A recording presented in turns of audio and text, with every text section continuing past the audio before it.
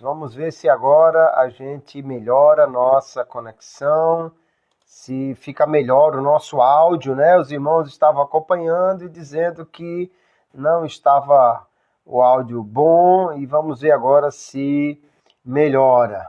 Bem-vindos, amados irmãos. Estamos reiniciando a nossa live. Vamos ver agora se melhorou o áudio. Alguém me diga aí, por gentileza, dos irmãos que já estão entrando, se o áudio está melhor, se dá para ouvir agora, para nós começarmos a tratar. Agora tá bom. Glória a Jesus. Glória a Deus. Aleluia. Vamos falar sobre a narrativa de Esther hoje, tá? Quem tá já aí na live, manda esse aviãozinho para outra pessoa, chama mais alguém para nós fazermos aqui a nossa live. Vamos falar sobre uma das narrativas mais conhecidas do Antigo Testamento, mas que muitas vezes, infelizmente, nós vemos pessoas fazendo abordagens um tanto estranhas dessa narrativa, e nós queremos dar uma olhada aqui para poder ver como nós podemos observar as lições da narrativa, como isso aponta para Cristo, como nós podemos pregar esse texto. Então, vamos aí olhar para essa narrativa e pedir a Deus que nos dê aqui graça para entendermos tudo isso, né? Cada quinta-feira a gente traz aqui uma live, sempre nesse horário de 21h30. Já passamos aí alguns minutinhos, mas graças a Deus que aqui estamos e vamos dar continuidade a esse trabalho. Semana passada foi a semana de convenção aqui no nosso estado, na nossa igreja. Não pude fazer a live porque estava lá na convenção, mas hoje, graças a Deus, estamos aqui de novo fazendo a nossa live tratando de interpretação bíblica. Hoje vamos falar sobre a narrativa de Esther. Como nós podemos interpretar essa narrativa, os cuidados que devemos ter e como isso deve apontar também para Cristo, ok? Então, bem-vindos todos que estão aí na live. Manda chamar mais alguém aí. A paz do Senhor a todos. Boa noite. E vamos tratar desta narrativa. Bom, como sempre nós precisamos fazer para interpretar um texto bíblico, especialmente aqui uma narrativa como essa do Antigo Testamento, nós precisamos posicioná-la dentro da história. O cenário histórico aqui vai ser muito importante para nós entendermos essa narrativa. Esther foi um livro escrito por alguém que nós não conhecemos, né? O autor é anônimo, mas a época da história é da época do cativeiro babilônico e nós temos já um período bem adiantado nos judeus que estão no cativeiro, né? A paz do Senhor, queridos. Pai do Senhor Túlio, seja bem-vindo, Deus abençoe vocês que estão participando aqui da nossa live. Então veja, a narrativa de Esther, nós precisamos entender logo o fundo histórico, cultural, o pano de fundo que está por trás dessa narrativa. É uma narrativa da época do cativeiro babilônico. Nessa altura do campeonato, Babilônia já caiu como império e agora o império persa é que está dominando o mundo, né? Ciro já tinha dado o seu decreto autorizando o retorno dos judeus. Muitos judeus retornaram, porém alguns ficaram morando lá ainda no cativeiro. Aqui o texto vai se concentrar não mais em Babilônia, que agora não é mais o centro do mundo, né? Mas vai se concentrar na cidade de Suzã, onde o Império Persa está se posicionando como o maior império do mundo, e ali é a sua capital. Então importante entender esse fundo histórico de Esther. Uma época em que os judeus estão no cativeiro, e especialmente ali judeus que não retornaram para Israel, e aparentemente eles se acostumaram com aquela ideia, né? Uma ideia muito importante que está na narrativa de Esther é exatamente essa questão da assimilação ao império, ou, trazendo isso para uma ideia mais ampla, como o povo de Deus é tentado a assimilar a cultura e o modo de vida dos gentios, dos pagãos, no lugar onde eles estão. Esse é um grande desafio e, portanto, nós precisamos estar atentos a essa grande ideia, né? Então, nós temos aqui o povo de Deus, os judeus, somente eles estão no cativeiro, uma turma retornou, outros que não retornaram são tentados e parece que estão cedendo à tentação de assimilar a cultura do local onde eles estão. Nós vemos o livro começar com uma festa, mas é uma festa pagã, mostrando a opulência do reino, né? Mostrando toda o vasto domínio do rei Assuero, que é o rei Xerxes I, mas aqui no texto de Esther ele é chamado de Assuero, e esse rei, ele domina sobre 127 províncias, diz o texto. Então, é um reino muito extenso, que vai da Ásia até a África, que domina quase todo o mundo conhecido da época, um reino que se expandiu bastante. Parece que Assuero é aquele que manda em tudo, né? Essa é a ideia inicialmente, ele manda em tudo. E as pessoas que estão no seu império, então, elas são tentadas e até há uma pressão, lógico, que elas assimilem a vida ou a forma de vida do império. Porém, já no primeiro capítulo nós temos um problema, é que a rainha Vasti se recusa a atender ao pedido do rei para ir no banquete dele, o que já nos dá uma ideia que a assimilação ao império e que o poder do império não são absolutos. Já existe alguém que não está disposta a se render ao império de Assuero. Já existe alguém que está de fora dessa massa que é obediente ao império ou ao rei Assuero. E aí a gente já vê então que o poder mundano, o poder dos governantes, ele é limitado, apesar de ser apresentado como o senhor do mundo, Assuero, né, o rei Xerxes da Pérsia. No entanto, agora já aparece alguém que não quer obedecê-lo e, logicamente, vai sofrer as consequências. Então, note que um tema importante no texto de Esther é que há um império que quer dominar sobre a vida de todas as pessoas. Porém, já no primeiro capítulo nós vemos que há alguém que não está sujeito a esse império. No capítulo 2, nós temos pela primeira vez o povo de Deus entrando na narrativa, né? No verso 5, nós vamos ver que aparece um judeu cujo nome é Mardoqueu. Peraí, que nome esquisito para judeu é esse? Ele tem um nome que lembra o deus Marduk, que é um deus pagão, né? Um deus da Babilônia. E ele tem uma sobrinha chamada Hadassa, ou Hadassá, só que ele trocou o nome dela por Esther, que é um nome também persa, que lembra a deusa Ishtar.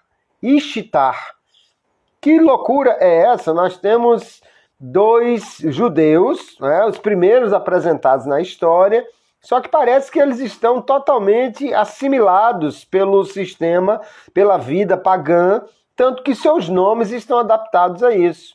E é interessante, querido, nós fazemos um paralelo entre a narrativa de Esther e a narrativa de Daniel, o livro de Daniel. No livro de Daniel, eles têm nomes que lembram o seu Deus, né? Daniel, Azarias, Misael, Ananias, todos eles têm nomes que têm El ou Iá, que são partículas que lembram o nome de Deus, né? O nome de Deus está presente no nome deles. A paz do Senhor, queridos irmãos que estão chegando. Aleph, aluno aí da mentoria Pregação Eficaz, bem-vindo, bem-vindas irmãs, bem-vindos irmãos que estão chegando aí. Então veja, enquanto em Daniel nós temos judeus com o nome de Deus, e que o nome é trocado à força, né? É o povo de lá, o rei é que troca o nome deles para chamá-los de Belsazar, e Beltesazar e Sadraque, Mesaque e Abedênego, eles agora, que são nomes que lembram os deuses babilônicos, agora nós temos dois judeus no livro de Esther que assumem para si nomes pagãos, nomes que lembram os deuses pagãos. O deus Marduk dá origem aí ao nome Mardoqueu ou Mordecai, dependendo da versão da Bíblia que você estiver lendo. E ele troca o nome da sua sobrinha, que era um nome judaico, para um nome persa também, que lembra a deusa Estar. E aí nós já vamos vendo, então, que dos grandes problemas e um dos grandes temas que nós temos aqui na narrativa de Esther é como o povo de Deus deve viver em um local completamente estranho, em uma situação completamente estranha lá no exílio. O que nos leva a trazer, então, essa ideia para o povo de Deus vivendo em solo estranho, vivendo como peregrinos em solo estrangeiro. Então veja que você já pode ir aí, então, começando a fazer uma ponte, né, entre a narrativa de Esther, como o povo de Deus está vivendo no exílio, e a nossa vida como cristão aqui nesta terra, para nós irmos fazendo já este paralelo. Todas as vezes que nós lemos um livro no Antigo Testamento, precisamos nos preocupar como isso pode ser aplicado à nossa vida.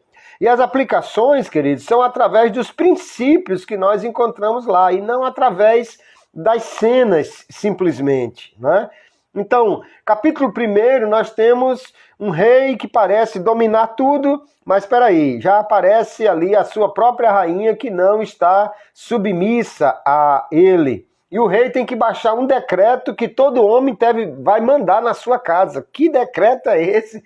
Pelo amor de Deus, o camarada vai agora mandar na sua casa por causa de um decreto, né? Se o próprio rei não consegue mandar na sua casa por causa de ordens que ele deu.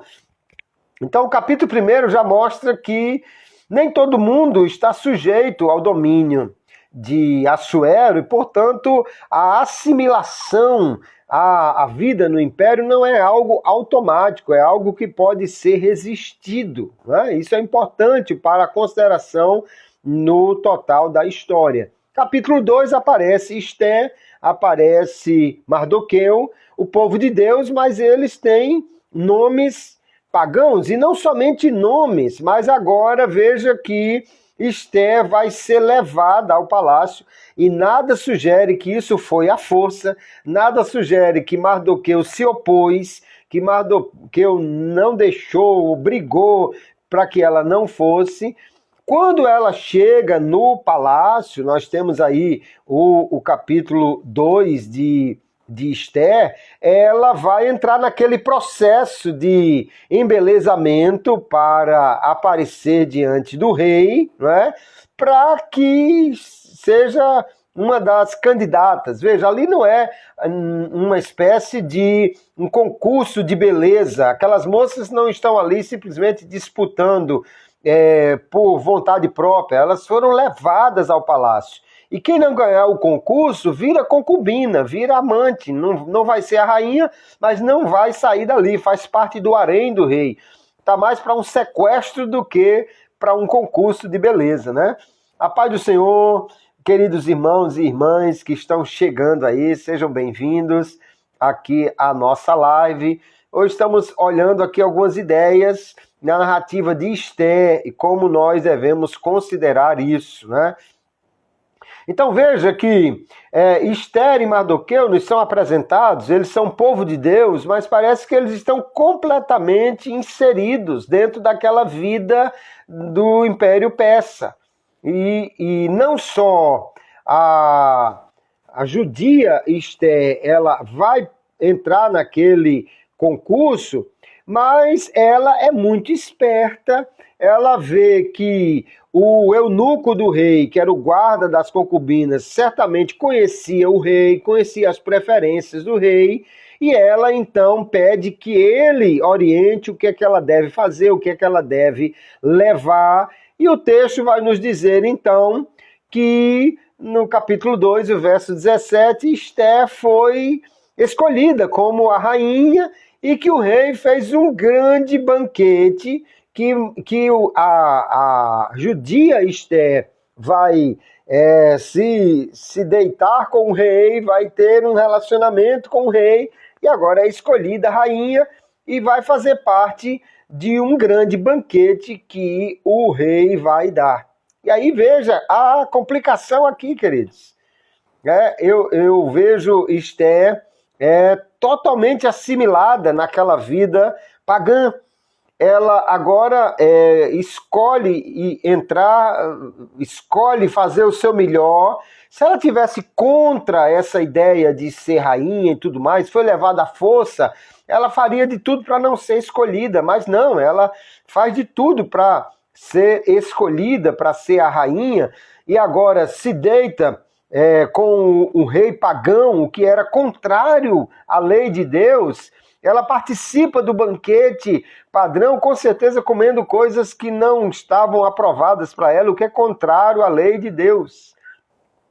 E aí é impossível aqui a gente não pensar num paralelo entre Daniel, que está no Palácio Real, mas não quer viver como alguém que é dali, e Esther, que está no Palácio Real, mas está completamente assimilada naquela cultura. E aí veja a diferença. Enquanto Daniel, ele pôs no seu coração não se contaminar com o manjar do rei, capítulo 2, o verso 18, diz que Esther está no banquete lá e não tem nada que nos sugira que ela não está gostando e não está completamente adaptada ali. Enquanto Daniel, para não descumprir a lei do seu Deus, ele prefere ir para a cova do leão, então agora Esther vai para a alcova do Assuerão. Olha só, Esther vai para a cama de Assuero, enquanto Daniel foi para a cova dos leões. Olha que contraste nós temos em Esther, então, nesses primeiros capítulos. Povo de Deus que está, no entanto, vivendo como pagão, está completamente assimilado naquela cultura. E aí nós temos já um grande desafio aqui para o povo de Deus, né? De viver numa cultura estranha, viver numa cultura de pecado, mas não se deixar dominar por aquela cultura. Esse já é um ponto de contato que a narrativa de Esther aponta para nós. Nos primeiros capítulos, Esther e Mardoqueu estão cedendo ao mundo, estão vivendo como alguém que faz parte daquele mundo lá no cativeiro. O que poderia apontar, então, aí para o crente vivendo no mundo e agora está sendo assimilado, está cometendo os mesmos pecados, vivendo a mesma vida que vive o povo do mundo, né? Então, aqui nós temos um problema nos primeiros capítulos, né? E no capítulo 3 os problemas vão aumentar porque o rei resolve colocar como segundo no reino, como a pessoa mais importante entre todos os sábios, uma espécie de grão-vizir, né?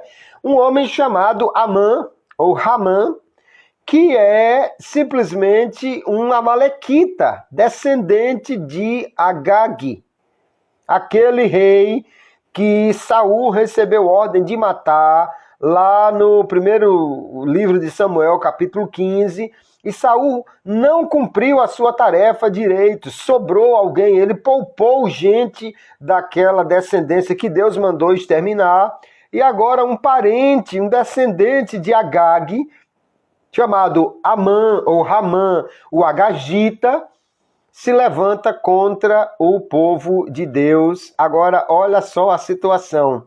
Mardoqueu e Esté são de uma tribo em Israel. Dá para lembrar que tribo era? Exatamente, a tribo de Benjamim, a mesma tribo de Saul. Olha só como parece que o passado está voltando como um fantasma, como o que foi feito errado lá atrás está voltando agora sobre eles. Então, nós temos aqui agora, né, um ponto que a narrativa chega a um aparente acaso que, na realidade, é muito forte. Né? Um antigo inimigo ressurge contra o povo de Deus, e é exatamente agora amalequitas contra benjamitas, como era lá no primeiro livro de Samuel, capítulo 15, quando Saul não fez aquilo que devia fazer. E o plano de Amã é exatamente exterminar o povo de Deus, exterminar os judeus ali. Ele oferece uma fortuna ao rei, né? Quem lê na revista e corrigida pode não achar que isso era muito dinheiro, porque o texto vai nos dizer aí no capítulo 3 que Amã ofereceu ao rei uma soma de 10.000 talentos de prata. Mas, gente, isso aqui é coisa demais. É mais de 300 toneladas de prata. 300 toneladas de prata. É um valor absurdo. Não sei qual era a empreiteira que financiava Amã, eu não sei de onde ele roubou esse dinheiro, que fortuna ele fez. Não sei de onde ele tirou esse dinheiro, mas ele era um homem extremamente rico. Como ele era um alto funcionário público, só Deus sabe se não tinha sido dinheiro desviado do império, negócios, enfim. Não sabemos o que é, mas de onde vem a fonte, mas ele oferece uma soma enorme e ainda mente dizendo que os judeus eram desobedientes. Não se coloque no lugar do rei, você vai se livrar dos desobedientes, ainda vai ganhar uma verdadeira fortuna com isso. É lógico que ele aceita o plano de Amã, e agora nós temos aí o povo de Deus sendo decretado que eles seriam exterminados. O povo de Deus agora na narrativa de Esté está sob condenação. E aí nós começamos a ter uma virada em algumas questões aqui. Porque veja, nós vimos desde o início que Mardoqueu, ele não se identifica como judeu, ele tem um nome pagão, ele pega a sua sobrinha e, além de colocar um nome pagão nela, Esther, lembra a deusa Ishtar, e o nome dele lembra o deus Marduk. Além disso, Mardoqueu proibiu a Dassa, né, de se identificar como judia. Então, o que nós temos até aqui na narrativa? 2 judeus, ou seja, 2 pessoas que fazem parte do povo de Deus, mas que escondem a sua identidade por conveniência, vivem dentro daquele império muito bem assimilados, estão usufruindo do que o império oferece e estão indo muito bem. Então parece que vale a pena viver de acordo com o império, e no nosso caso aqui nós podemos fazer uma ponte exatamente para cristãos que estão como peregrinos neste mundo, mas que agora são tentados a serem assimilados, né, assimilar a cultura do mundo, viver de acordo com o mundo, e parece que está tudo indo muito bem, até que surge um inimigo querendo destruir, acabar com eles, exterminar todo o povo de Deus. E aí nós somos lembrados de que nós temos realmente adversários, inimigos que querem destruir o povo de Deus aqui nesta terra. E aí então essa crise é que faz com que Amã vá revelar a sua identidade. Faz com que Mardoqueu vá revelar a sua identidade. Quando você olha o texto de Mardoqueu, ele não disse a ninguém que ele era judeu. E agora, no entanto, como existe o Amã se sobressaindo, Mardoqueu se recusa a se curvar diante de Amã.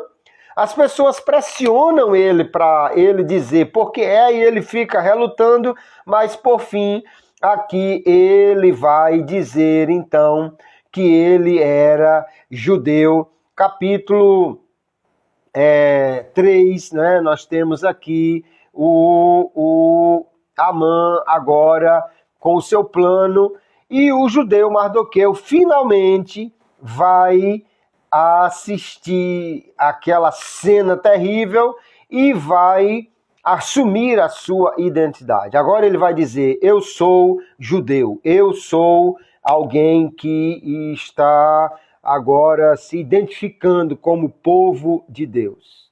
A paz do Senhor, Daniele, Josenildo, a paz do Senhor, Felipe, a paz do Senhor, Manzuleide, a paz do Senhor, Natanael, Andréia, Sanderson, a paz do Senhor, queridos irmãos, sejam todos bem-vindos aqui à nossa live. Hoje nós estamos olhando a narrativa de Esther, tentando entender os grandes temas, né, e como aplicar essa narrativa à nossa vida.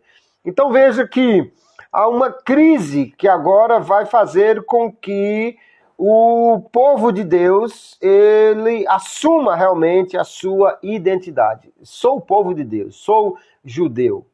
E uma questão muito importante no qualquer narrativa do Antigo Testamento, aqui em Esther não é diferente. Nós precisamos entender o que está acontecendo em princípios, mas precisamos também, queridos, em cada perícope, né? Uma perícope é uma passagem fechada. Quando você for pregar sobre o livro de Esther, geralmente você não vai pregar sobre o livro inteiro. Pode ser também, mas o ideal é que você vá tomando cenas, né, para poder melhor apreender o que está acontecendo ali e aplicar a vida. E todas essas aplicações, toda pregação precisa apontar para Cristo. Se uma pregação não fala de Cristo, será que ela é uma pregação cristã? Se ela não fala do Evangelho, será que ela é uma pregação evangélica? Nós precisamos apontar para Cristo. Mas como é que vamos ver Cristo nessa narrativa de Esther? Eu vou falar algumas coisas nesses primeiros capítulos para poder a gente continuar nos outros capítulos. Mas, por exemplo, capítulo 1, nós temos um rei que é pagão, um rei que parece ser dominador, um rei que abusa da sua rainha, querendo expô-la como um objeto perante aquele povo. E aí, veja, temos que ter muito cuidado, queridos, para não usarmos de forma errada os paralelos no livro. Jamais, Assuero, que é o rei Xerxes, pode ser tomado como uma figura que lembra Deus. Jamais pode ser usado como um tipo de Deus ou alguma coisa assim. Jamais. Pelo contrário, ele tem que ser visto no contraste, como sendo o contraste de Deus, né? É mais ou menos como a gente lê a parábola do juiz iníquo, e aquele juiz ele não é comparado a Deus, ele é um contraste para Deus. Então o que a gente poderia ver de contraste no capítulo 1? Enquanto tem um rei que abusa da sua rainha e quer tratá-la apenas como um objeto, nós temos um rei que resolveu não só amar a sua rainha, mas se entregar por ela, como Paulo vai dizer no capítulo 5 de Efésios. Olha que contraste, né? Enquanto os judeus ali na Pérsia tinham um rei que explorava e desmerecia a sua rainha, nós servimos a um rei que se entregou por sua noiva, que se entregou por ela a ponto de morrer numa cruz, amou-a até a morte, e agora esse amor, inclusive, se estabelece como um padrão para os maridos. Aí já estamos olhando para Cristo, olhando para o Evangelho, olhando para o que Deus fez por nós ali na cruz, com esse contraste no capítulo 1, né? Capítulo 2, nós temos aí Esther vivendo no palácio. Podemos fazer um paralelo com Daniel. Daniel recusou o manjar do rei enquanto Esther está no banquete. Daniel foi para a cova para não descumprir a lei de Deus. Esther vai para a alcova de Assuero, descumprindo totalmente a lei de Deus, né? Mas mesmo assim, queridos, mesmo errados, tanto Mardoqueu quanto Esther, Deus está trabalhando por eles. Deus está fazendo algo por eles. Veja que, se você prestar atenção no capítulo 3, quando é lançado sorte para ver que mês seria a destruição dos judeus, e você está com a sua Bíblia aí, eu estou com a minha aqui, aliás, hoje chegou aqui, ó, Bíblia de Estudo Thomas Nelson, olha que maravilha, Bíblia de Estudo Thomas Nelson, e eu estou aproveitando ela aqui para nós também vermos alguns recursos, que maravilha.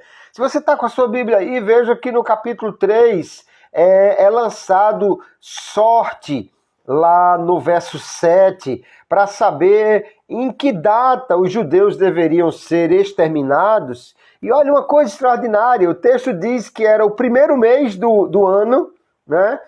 O calendário deles é diferente do nosso, mas vamos lá, o primeiro mês do ano, vamos dizer que fosse janeiro. E quando eles lançaram sorte, em que mês caiu que os judeus deveriam ser mortos? No 12º mês, o 12º mês. Então veja, é como se eles estivessem em janeiro, e quando lançaram sorte para ver que mês iam ser destruídos, caiu em dezembro. Deus deu um ano para eles terem tempo, né? Ali diz sorte, mas essa é uma questão que nós precisamos estar muito atentos no livro de Esther. Parece que Deus está ausente. Aliás, não tem a palavra Deus aqui no livro de Esther. Mas Deus está presente e por sua providência ele governa as coisas. Essa é uma questão importante para perceber na narrativa de Esther. Enquanto em Daniel, eles se mantêm firmes e não cedem à pressão do império para viver do jeito que os habitantes do império vivem, mas lá tem leão que não come, lá tem fogo que não queima, lá tem mão que escreve na parede, lá tem uma série de coisas sobrenaturais. Aqui em Esther não. Nós vamos entender, no entanto, que mesmo quando não há grandes milagres, nós estamos debaixo da providência de Deus, e mesmo quando não há esses eventos extraordinários, nós ainda devemos viver como povo de Deus no mundo e não nos deixarmos assimilar pela cultura aqui desse mundo. Então, quando você olha para capítulo 2, 3, você vê que mesmo errando, mesmo Esther e Mardoqueu não assumindo a sua identidade, Deus ainda está trabalhando por eles. Quando lançaram sorte, diz aqui no capítulo 3, verso 7, deu um ano de prazo. Se tivesse caído no mês 2, eles estavam no mês 1, eles tinham só um mês para executar aquilo, seria muito mais complicado para resolver tudo isso. Eles tinham um ano de prazo para resolver isso. Foi Deus quem já estava trabalhando em favor deles. Como isso aponta para o Evangelho, nós podemos pensar que, mesmo quando nós estávamos errados, como quando éramos inimigos, quando éramos fracos, no entanto, Cristo morreu por nós, como Paulo diz em Romanos 5, quando éramos ainda pecadores. Mesmo quando não estamos cumprindo o nosso papel, Deus ainda está trabalhando por nós, ainda está com a sua providência, nos livrando, nos guardando. Então é muito importante a gente ir percebendo essas ideias na narrativa de Esther e, ao mesmo tempo, cuidando de apontar para o Evangelho. Cuidado para não fazer uma ligação totalmente errada. Eu já vi gente pregar, por exemplo, que Esther é um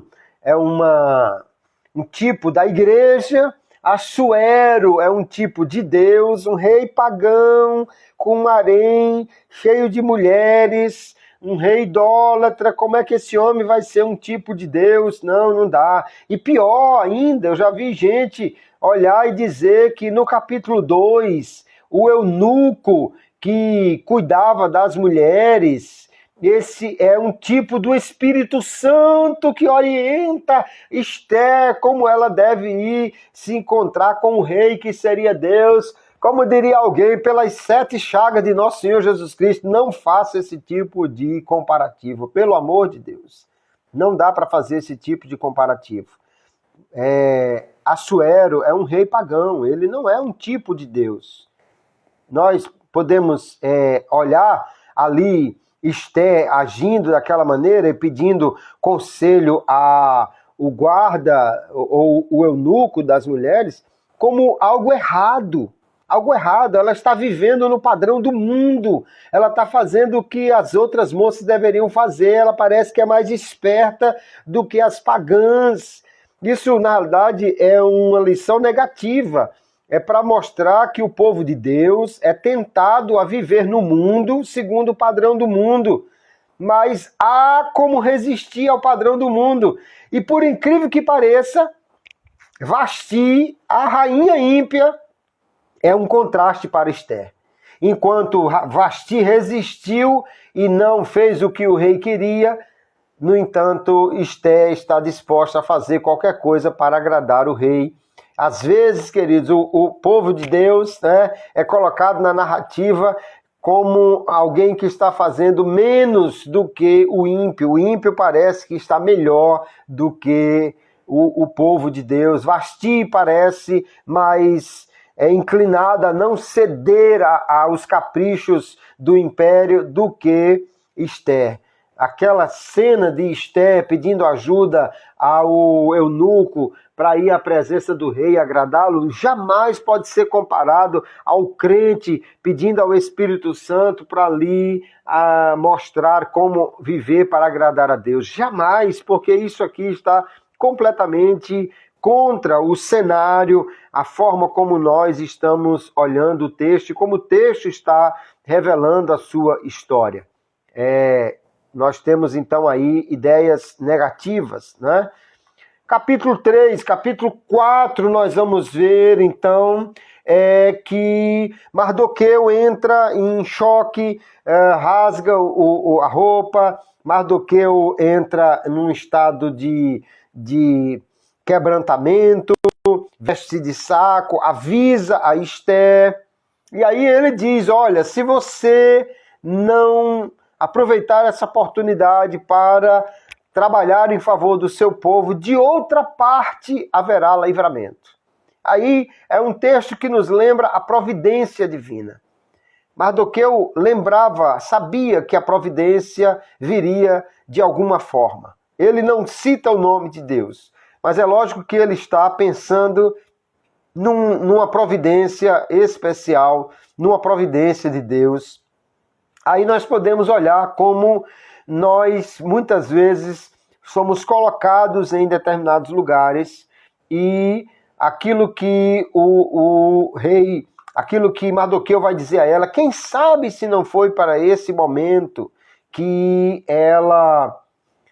você foi colocada aí, né? Quem sabe? E Deus nos coloca realmente, muitas vezes, em posições estratégicas para agirmos como povo de Deus.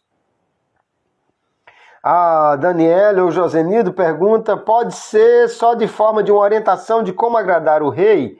Olha, ela de fato está aqui como agradar o rei, só que esse rei não pode ser um tipo de Deus.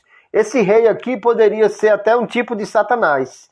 Então, se você quiser usar como figura de que ela está disposta a qualquer forma para agradar ao rei desse mundo, para ser beneficiada por ele, seria a única maneira da gente ver esse comportamento. Eu não posso pegar o comportamento errado de Esther.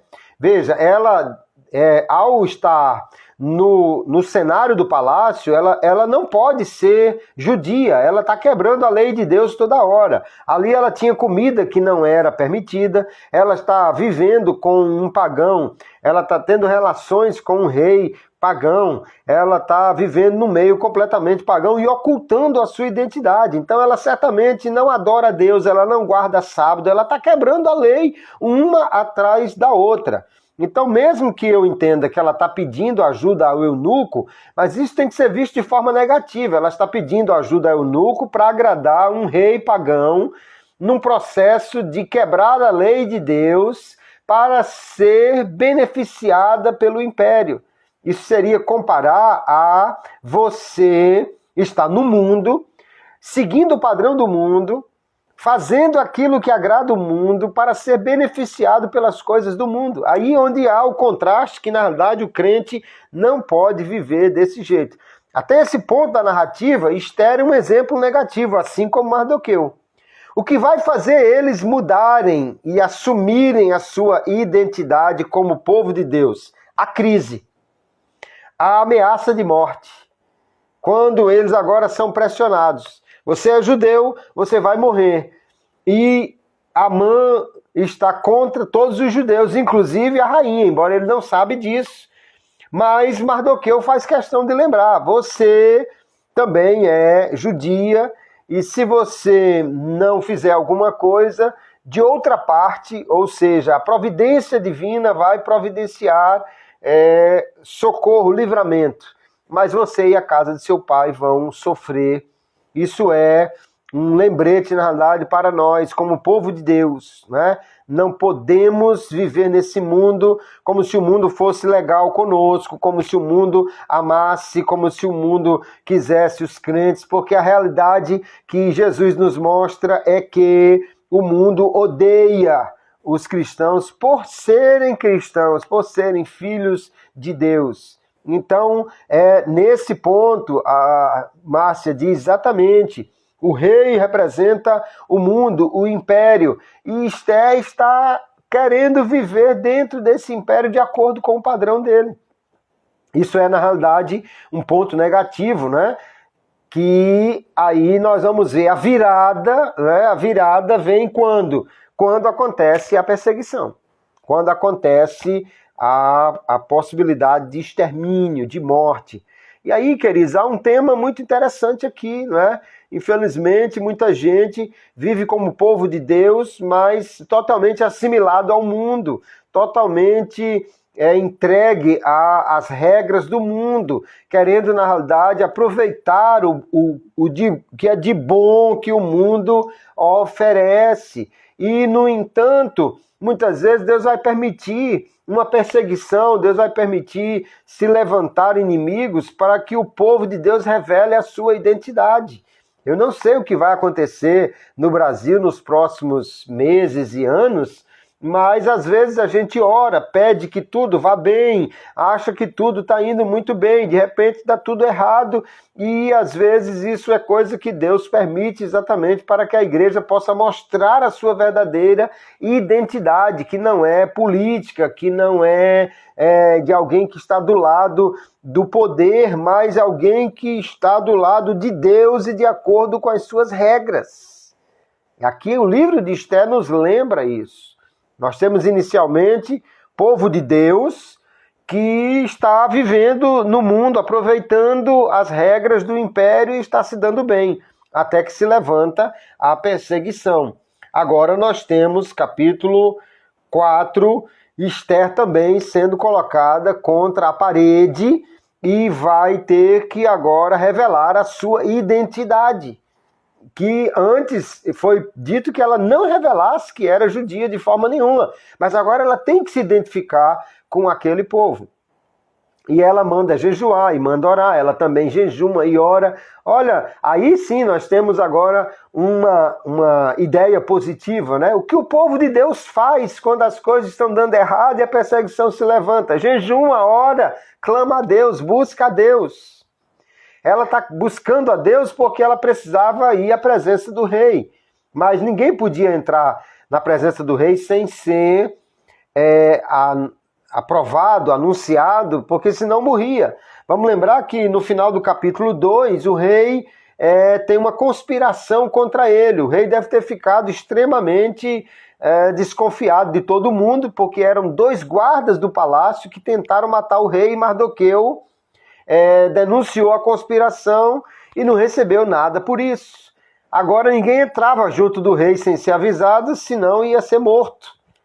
E a rainha diz, faz 30 dias que ele não me chama. Ela era a preferida, mas tinha muita gente no harém, e o rei parece que resolveu aproveitar as outras, e Esté estava aí, meio do lado. Veja que ali é um ambiente promíscuo, jamais pode esse rei ser visto como uma figura de Deus. Ah, mas a rainha vai entrar e o rei vai estender o cetro para ela. Isso é o crente entrando diante de Deus e Deus estendendo o cetro de misericórdia. Não, não dá para fazer essa ligação dessa forma, porque esse rei é um rei totalmente pagão.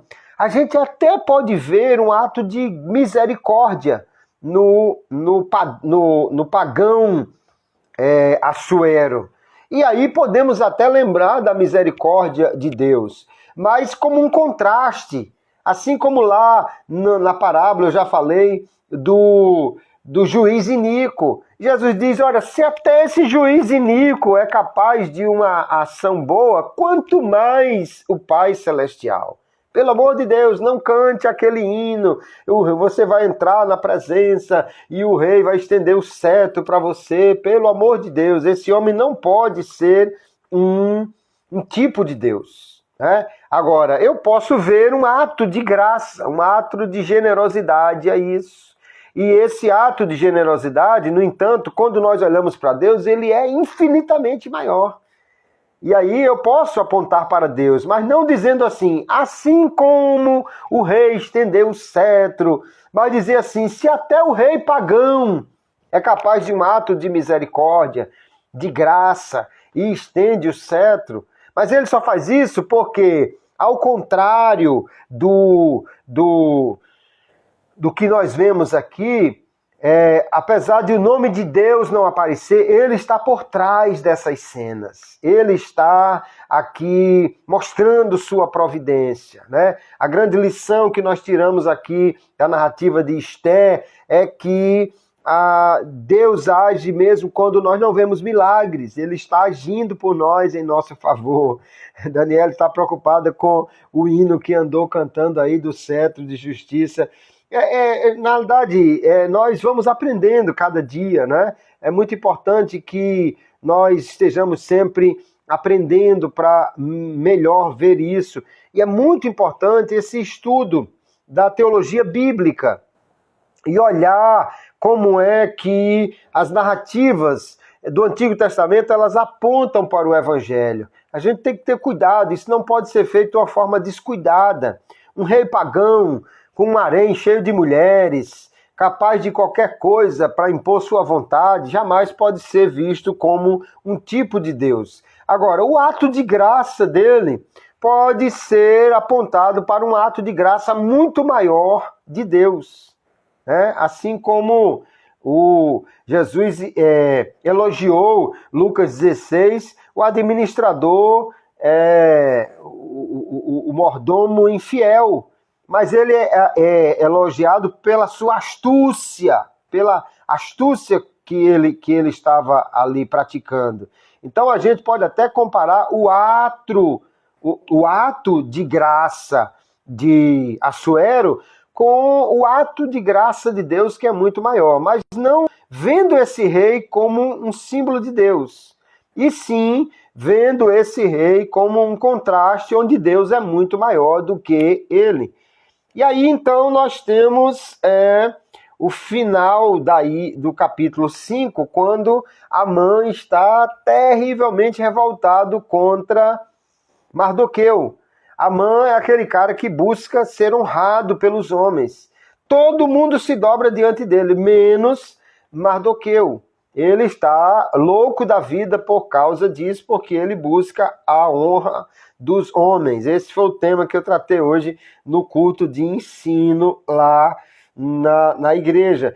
E aí o que vamos ver no capítulo 6 é a primeira grande virada do livro.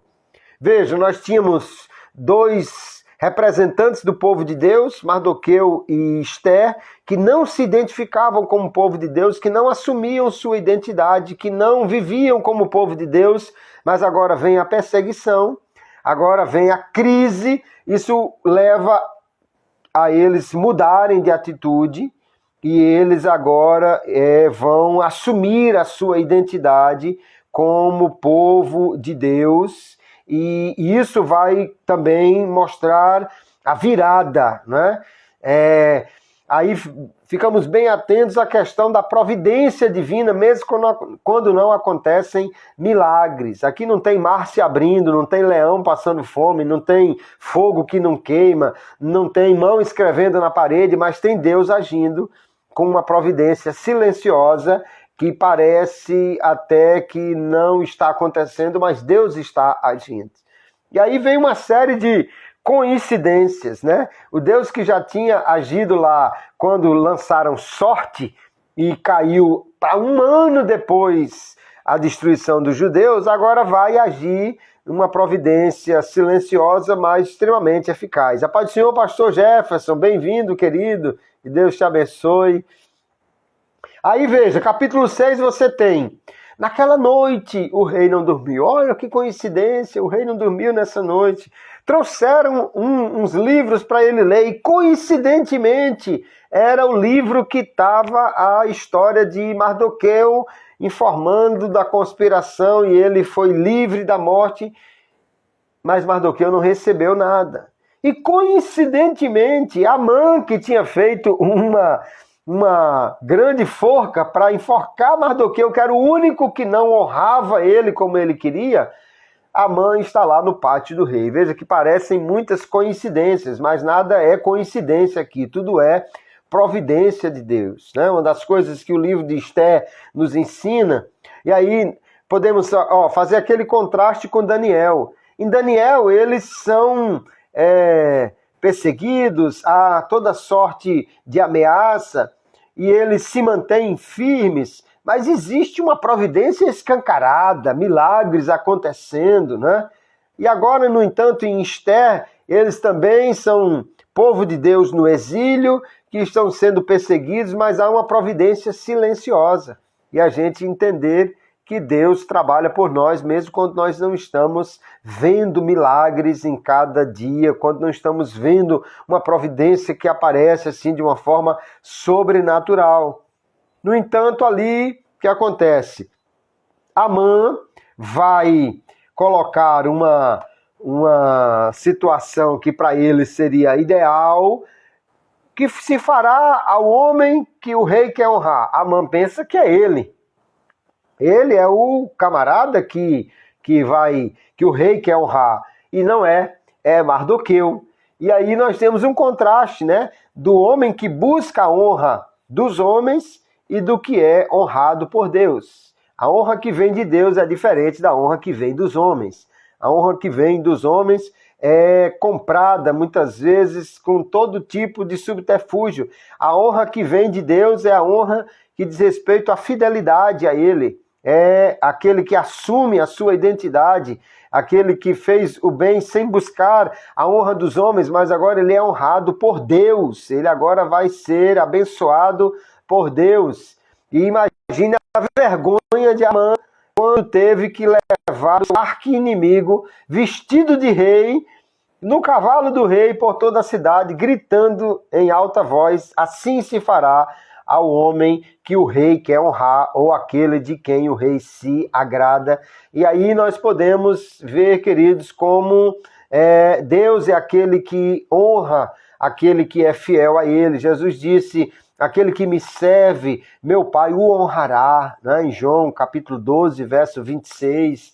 Paulo diz, 1 Coríntios 4, verso 1 em diante, que dos dispenseiros de Deus se espera fidelidade, e ele diz que quando Jesus vier, quando o Senhor vier, então cada um receberá de Deus o louvor, né? Vale a pena nós buscarmos a honra que vem de Deus e não a honra que vem dos homens, porque Deus sabe honrar muito mais do que os homens. Parece que ali é Assuero que está honrando, mas por trás de Assuero está a providência de Deus que está honrando o seu servo Mardoqueu, e nós podemos ver como nós somos honrados por Deus. Isso pode apontar também para o destino final dos homens, onde Daniel 12 e o verso 2 diz que muitos ressuscitarão, uns para vida eterna e outros para vergonha eterna. Um dia nós iremos comparecer diante do grande rei, do grande Deus, diante de um trono muito maior do que o de Assuero. E nesse dia nós poderemos ser honrados ou poderemos ser envergonhados eternamente. Isso vai depender do nosso relacionamento com Cristo aqui nesta terra. A paz do Senhor, Marcos, outro aluno da mentoria aparecendo aí. O tema de hoje é a narrativa de Esther, como nós podemos tirar lições, como podemos ver o Evangelho, como podemos interpretar essa narrativa, né? A paz do Senhor, Evaneide, a paz do Senhor, queridos irmãos e irmãs, sejam bem-vindos à nossa live aqui desta semana. Estamos falando sobre a narrativa de Esther. E aí nós vemos, então, uma grande virada a partir do capítulo 6, quando Amã é envergonhado. Depois ele vai ao banquete, ao segundo banquete que a rainha convida só ele e o rei. Lá ela assume que é judia. Finalmente Esther assume a sua identidade como povo de Deus, mas num ponto em que o rei já está completamente favorável a ela, e ali então ele manda enforcar Ramã e Mardoqueu assume o lugar de Amã. O desfecho final então é que os judeus recebem ordem para se defender daquele ataque, e isso vai entrar para a história como a festa de Purim, que é uma festa que ocorre um mês antes da Páscoa, onde os judeus lembram de como eles foram protegidos, defendidos nessa época. E o livro que começou com uma festa pagã, uma festa do mundo, o mundo em festa, bebendo, farreando durante 6 meses, o livro termina com o povo de Deus em festa, com o povo de Deus se alegrando por causa do livramento de Deus. E isso parece também com a história da humanidade que nós vamos ver lá no início, né? A queda do homem, e o mundo parece que está em festa, mas isso termina com o povo de Deus em festa pelo livramento. Isso pode apontar exatamente para a alegria que devemos ter como povo de Deus, a lembrança do livramento que ele nos deu. Podemos apontar para a ceia como o grande memorial da lembrança que nós temos do livramento que Deus nos deu. Se o povo de Deus foi livre da execução ali, da condenação, nós muito mais somos livres da condenação eterna pelo que Cristo fez por nós. Se a providência de Deus enviou todas aquelas coisas para livrar o povo judeu no livro de Esther, a providência de Deus enviou Jesus para morrer por nós na cruz e nos trazer um livramento muito maior. Uma grande lição, então, que eu vejo na narrativa de Esther é: nós, como povo de Deus, devemos assumir a nossa identidade no mundo. Devemos viver como povo de Deus no mundo. Mas, pastor, isso não é perigoso, não? É, com certeza, muito perigoso. Mas nós precisamos lembrar que nós temos um Deus que trabalha por nós. Isso não quer dizer que não vamos ter perseguição e até mesmo perdas, mas isso quer dizer que nós podemos confiar no nosso Deus e principalmente lembrar que, como povo de Deus, já temos garantida a nossa salvação, o nosso livramento, garantido aquilo que Cristo fez por nós. Em vez de viver no mundo tentando aproveitar o mundo e buscando a glória dos homens, vamos viver no mundo como servos de Deus, assumindo a nossa identidade. e entendendo que mesmo neste mundo Deus pode nos honrar, porque mesmo os poderosos, eles estão debaixo de um poder muito maior, que é o poder de Deus, né? Nós vamos encontrar lá em Provérbios 21, dizendo assim como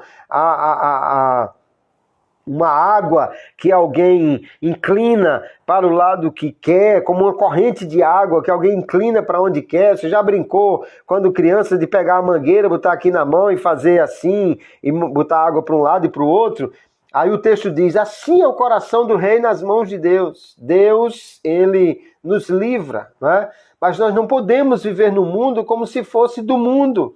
Jesus deixou claro em João capítulo 17, eles não são do mundo, por isso o mundo os odeia. Mas ao mesmo tempo ele ora, guarda-os, Senhor, guarda-os, Pai. E nós podemos ter a certeza que somos guardados por Deus aqui neste mundo, somos honrados por Deus quando o servimos com alegria e assumimos a nossa identidade. E aí temos diversas lições preciosas para tirar do livro de Esther, mas principalmente essa, como deve viver o povo de Deus quando está num ambiente hostil, vivendo como peregrinos numa terra que não é a nossa. Isso aponta para a nossa realidade como povo de Deus aqui nesta terra, e é dessa maneira que nós podemos fazer uma ponte entre a narrativa de Esther e a nossa vida como cristãos, e o Evangelho, e como Deus age por nós. Então, tudo isso é para levarmos em conta quando formos estudar esse livro e quando formos pregar esse livro, tá? Então, preste atenção a esses detalhes, a essas coisas. Não coloque, pelo amor de Jesus Cristo, o rei pagão como um tipo de Deus, como um símbolo de Deus. Não coloque aquele eunuco que levava as mulheres para ele como um símbolo do Espírito Santo. Não faça Esther entrar na presença de Assuero como o crente entra na presença de Deus esperando que ele estenda o cetro. Não faça esse tipo de comparativo. Mas podemos sim olhar de uma maneira especial a providência de Deus naquele livro, e mesmo quando erramos, como Deus trabalha por nós, às vezes de uma maneira silenciosa, porém nos defende, nos ajuda, nos honra e por sua graça nos dá festa no final de tudo. Queridos, essa foi a nossa live de hoje, né? 1 hora já se passou aí. Que Deus abençoe os irmãos, obrigado você que assistiu, você que passou por aqui, os irmãos que vão assistir depois, a live vai ficar gravada aí. Algumas ideias apenas aqui para nós entendermos como interpretar a narrativa de Esther. Veja o pano de fundo cultural, entenda o que está acontecendo naquele ambiente, e aí depois buscamos a ponte para o povo de Deus, a ponte para o nosso tempo. É assim que nós podemos interpretar as narrativas do Antigo Testamento, especialmente uma narrativa dessa como a de Esther, tá? Se você perdeu a live, volta aqui depois, assiste, vai ficar guardada aí, vai ficar salva a live, tá? Amanhã eu vou colocar também no canal do YouTube. Se você não me segue aqui no Instagram, no Facebook, no YouTube, no canal, vai lá, se inscreve, dá uma força também aí. E você que não é aluno da mentoria Pregação Eficaz, eu estou com a primeira turma do ano em andamento, mas se você quer aprender a fazer um sermão que seja fiel ao texto e que seja relevante para o ouvinte, então você pode se matricular. Manda aí uma mensagem para mim que eu lhe explico quando é que eu vou abrir a próxima turma para você participar também. Temos alunos aqui dessa turma, alunos que já foram de outras turmas, que estão aqui também na live. Que Deus abençoe a todos, queridos. Fiquem na paz do Senhor. Uma boa noite. E na próxima semana, se Deus quiser, nós teremos mais uma live, tá? Mas se houver arrebatamento antes de quinta-feira, a live da próxima semana está suspensa, tá? Um grande abraço, Deus abençoe a todos e até a próxima, se Deus nos permitir.